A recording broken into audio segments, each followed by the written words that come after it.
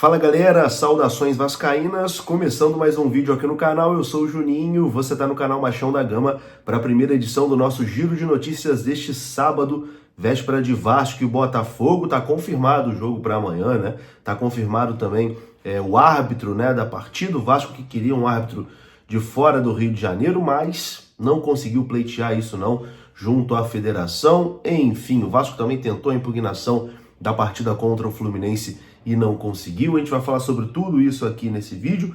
Vamos falar também sobre algumas situações de mercado da bola, né? 2 zagueiros do Vasco deixaram ontem o clube, né? Um foi para o Amazonas, outro foi para o Olímpia do Paraguai. Vamos falar também sobre Eduardo Vargas, que voltou à pauta, né, do Vasco no dia de ontem, mas a informação já foi negada. Enfim, tem bastante coisa pra gente conversar. O vídeo vai começar depois da vinheta. Antes eu conto com você deixando o like, que é muito importante, e conto com você se inscrevendo também aqui no canal, se você não for inscrito, beleza? Deixou o seu like, se inscreveu, a vinheta rodou.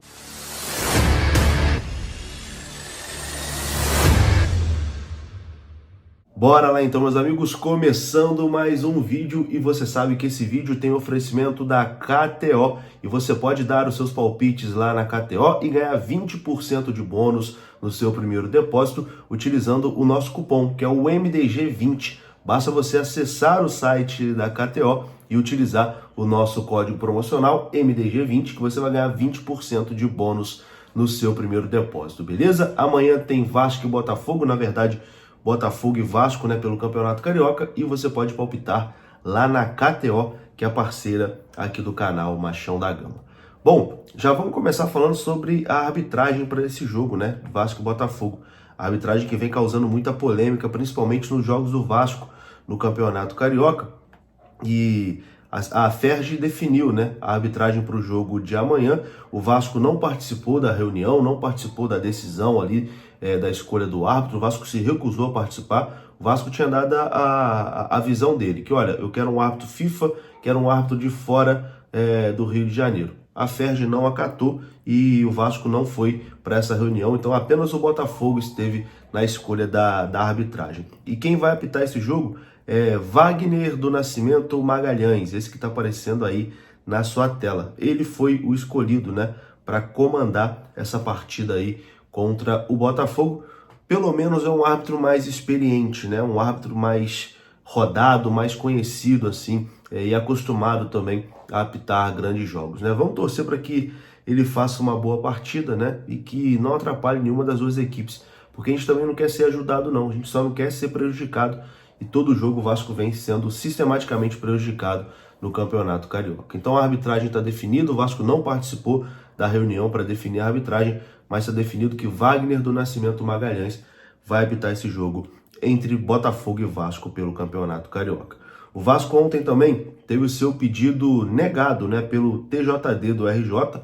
O Vasco tinha pedido a impugnação da partida contra o Fluminense. Acho que desde que o Vasco fez esse pedido já era, enfim, óbvio que não seria acatado, né, porque é praticamente impossível esse tipo de coisa, de impugnar a partida, de cancelar a partida, etc e tal, mas o Vasco acho que foi mais para fazer um barulho, né? O Vasco pediu ali a impugnação da partida e o Tribunal de Justiça Desportiva do Rio de Janeiro rejeitou o pedido do Vasco para impugnar o resultado do clássico contra o Fluminense na quarta-feira passada, em jogo válido pela 8ª rodada do Campeonato Carioca. A decisão foi assinada pela Renata Mansur, que é presidente do TJD do Rio de Janeiro, e cita a recente decisão de convocar representantes de clubes para escolhas dos árbitros das partidas. Também citou ali a contratação de uma empresa que avalia a arbitragem do campeonato e utilizou até aquele laudo, né, que a empresa colocou lá, que não houve erro de direito para poder anular a partida, etc e tal. O Vasco tinha protocolado esse pedido de impugnação principalmente para anular o efeito dos cartões aplicados, né? Mas como o pedido foi negado pelo TJD, o Vasco continua sem os zagueiros Medel e João Vitor, né? Ambos suspensos para o jogo de amanhã contra o Botafogo. Inclusive, temos aqui uma informação sobre isso, né? Sobre o esquema tático do Vasco para esse jogo contra o Botafogo, que deve mudar. O Vasco realizou agora pela manhã o último treinamento antes da partida contra o Botafogo, que acontece amanhã, 4 da tarde, no Engenhão.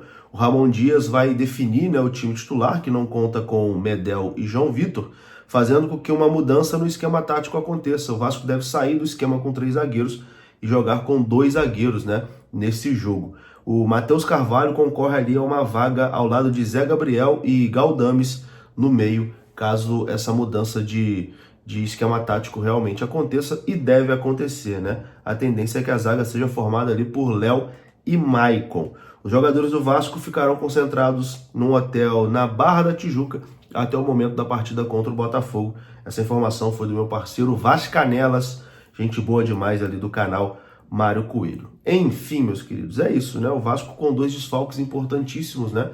Por conta de erro de arbitragem, né? O Vasco sem Medel e sem João Vitor para esse jogo decisivo contra o Botafogo, porque praticamente quem perder dá adeus ao Campeonato Carioca, né? Quem perder esse jogo vai ficar muito difícil pensar em classificação. E o Vasco ainda está atrás do Botafogo, não pode nem pensar em empate, né? O Vasco tem que vencer o Botafogo para continuar sonhando com classificação no Campeonato Carioca.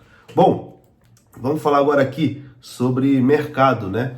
Possíveis chegadas e principalmente 2 saídas, né, de jogadores no Vasco. Primeiro, Eduardo Vargas, que voltou à pauta ontem no Vasco. Surgiu a informação que o Vasco teria voltado a ter interesse no Eduardo Vargas.